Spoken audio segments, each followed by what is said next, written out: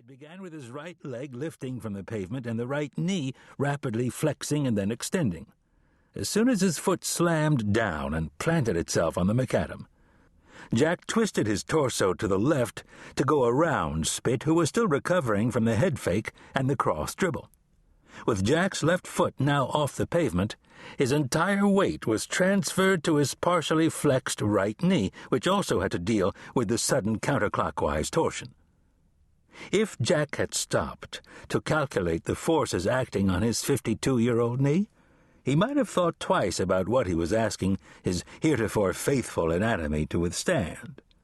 Although his lateral ligaments held, since they effectively distributed the forces along their comparatively sizable width, the situation was different for the anterior cruciate ligament, which had lengthened slightly over the years as Jack had aged.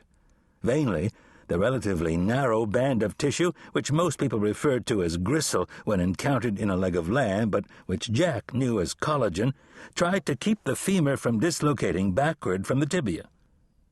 Unfortunately, the involved forces overwhelmed the ligament, and with a popping sound it literally ripped apart and briefly allowed Jack's femur to dislocate out of its socket, tearing the delicate leading edges of both menisci in the process.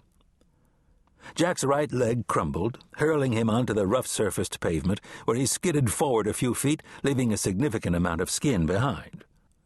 One instant he was a coordinated mass of goal-directed muscle and bone, the next a bruised and abraded heap prostrate on the ground, wincing in pain while clutching his knee. Jack wasn't 100% certain of what had happened, but he had an idea. All he could do was hope he was wrong. "Man, you're going from bad to worse," Warren said after he'd sprinted over and assured himself that Jack was basically okay. Warren's tone reflected half sympathy, half disgust. He straightened up and thrust his hands on his hips, glaring down at his injured friend.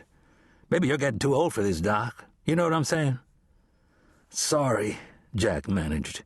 He felt embarrassed, since everyone was looking at him. "Are you done tonight or what?" Warren questioned. Jack shrugged. The pain had peaked, then lessened considerably, giving him a false sense of hope. Gingerly he got to his feet and gradually put weight on the injured joint. He shrugged again and took a few tentative steps. "It doesn't feel that bad," he announced as he assessed the abrasions on his left elbow and knee. Then he tried yet another couple of steps, which seemed okay, until he twisted himself to the left. At that point, the joint again briefly dislocated, causing Jack to revisit the pavement. For a second time, he struggled to his feet. "I'm done," he remarked, with equal resignation and regret. "I'm really done. Clearly, this isn't a simple sprain."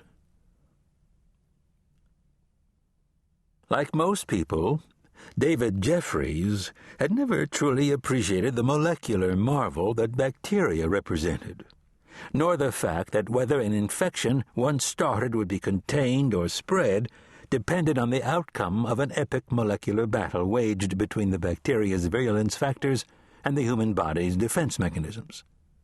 He also had never truly appreciated the threat that bacteria continued to pose, despite the extensive pharmacopoeia of antibiotics available to the modern physician.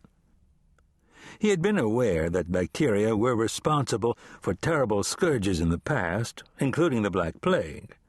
But that had been in the past. He certainly hadn't worried about bacteria the way he worried about viruses such as H5N1, bird flu, Ebola, or the virus that causes AIDS, whose threat was continually hyped by the media. Besides, David had been vaguely aware there were so-called good bacteria that helped to make things like cheese and yogurt.